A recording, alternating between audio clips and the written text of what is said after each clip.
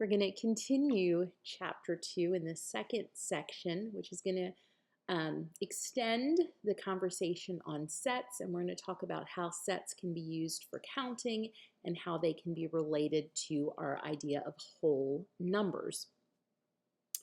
So I first want to talk about different types of numbers, or rather how numbers can be used. When we talk about nominal numbers, those are numbers that are used for identification. So a student ID or a social security number, those are nominal numbers. Again, they're used for identification.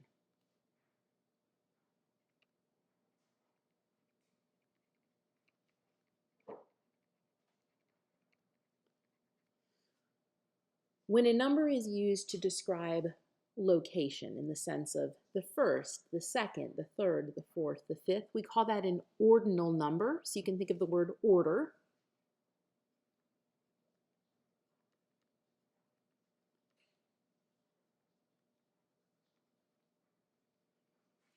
And when we use a number in probably the most basic sense, counting, right? That's what we call a cardinal number. It's how many.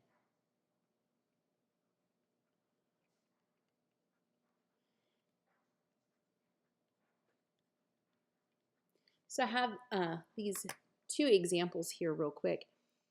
The first one says, the Atlanta Braves won the 4th game of the World Series on October 13th, 2012.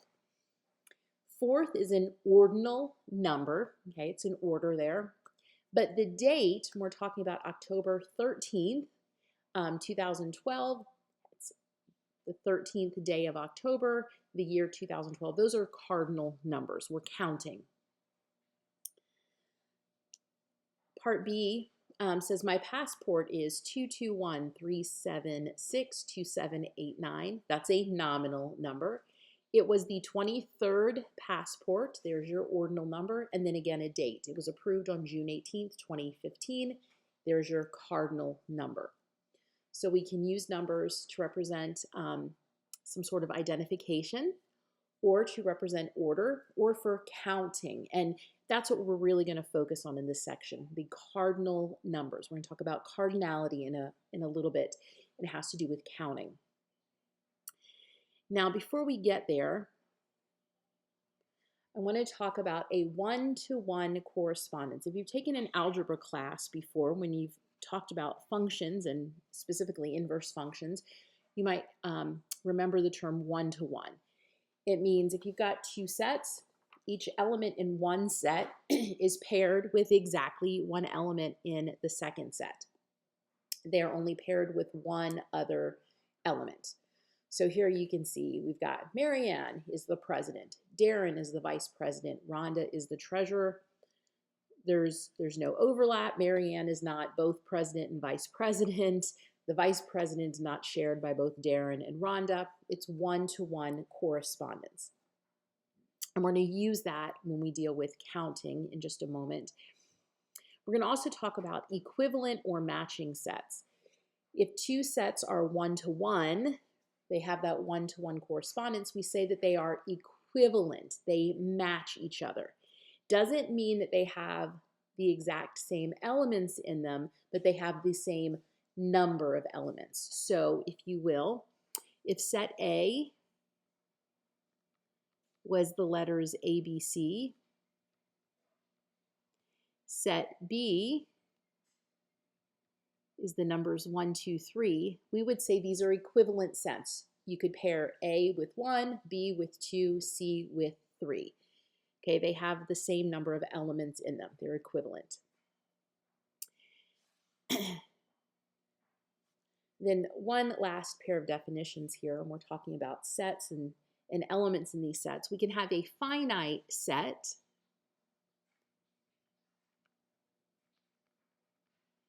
and it says a finite set is either the empty set, the set with nothing in it, or it's a set equivalent to the natural numbers from 1 through n. There's a stopping point. You can count how many elements are in that set.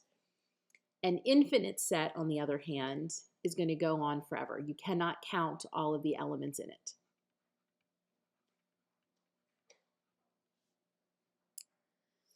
So we're going to use some of these terms to go through some examples, answer a few questions.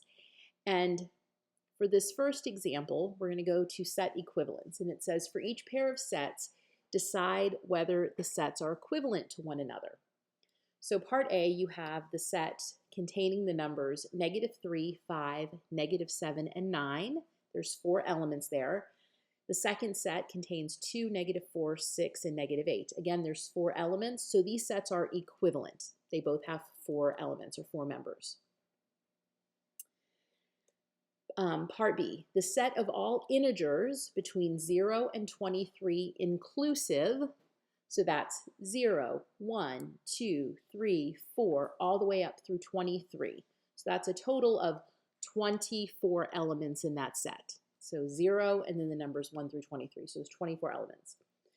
And we want to compare that to the set of all integers between -7 and 16, again inclusive. So that's -7, -6, -5, all the way up through and including 16.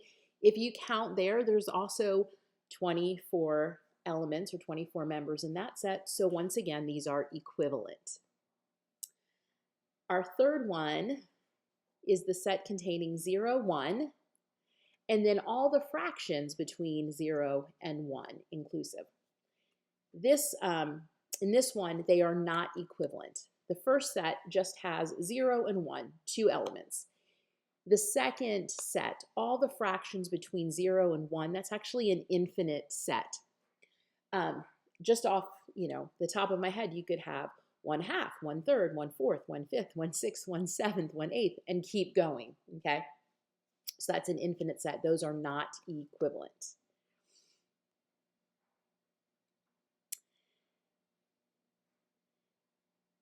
The second example here, we're going to deal with that idea of cardinality, and we're going to talk about the cardinal value of a set, or the cardinality of a set.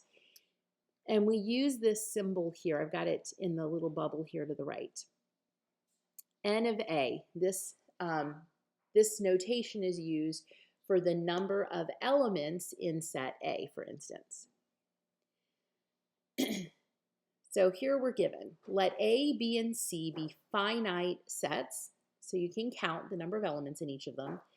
A is a proper subset of B, which is a subset of C. And the number of elements in set B is 5. It says here, what are the possible values of the number of elements in set A? Because A is a proper subset of B, if you remember, this is the idea of less than versus less than or equal to.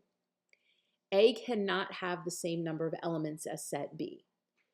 A can have 0 elements, or 1 element, or 2 elements, or 3 elements, or 4 elements in it, but it cannot have 5. It cannot have the same. So the possible values of the number of elements in set A are 0, 1, 2, 3, or 4. And again, it's because it's a proper subset. Then part B here, what are the possible values of the number of elements in set C?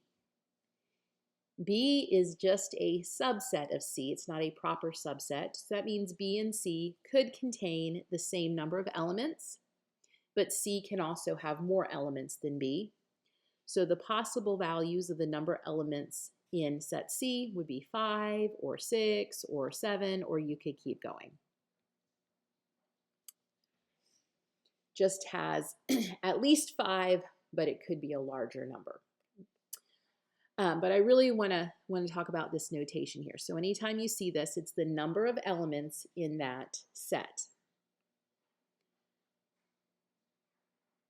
So let's look at one last example here. It says use counting to determine the whole number that corresponds to the cardinality of these sets. So we have set C, which is comprised of all x, such that x is a natural number, and x minus 1 times x minus 9 equals 0. So if you do just a little tiny bit of algebra, x minus 1 times x minus 9 equals 0 means that x minus 1 equals 0, or x minus 9 equals 0.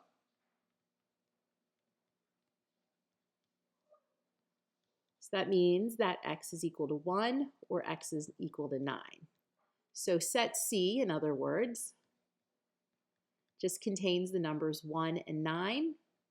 So the number of elements in set C is 2. That's all you're doing there. For the second one, we have set D.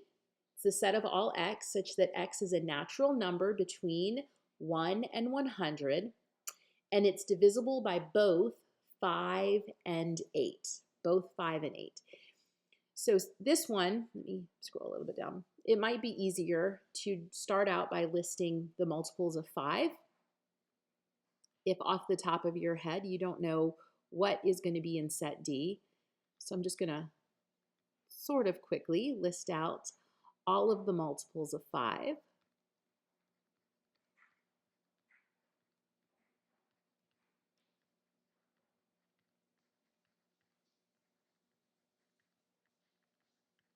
And as I list them out, you might be able to spot the ones that are also multiples.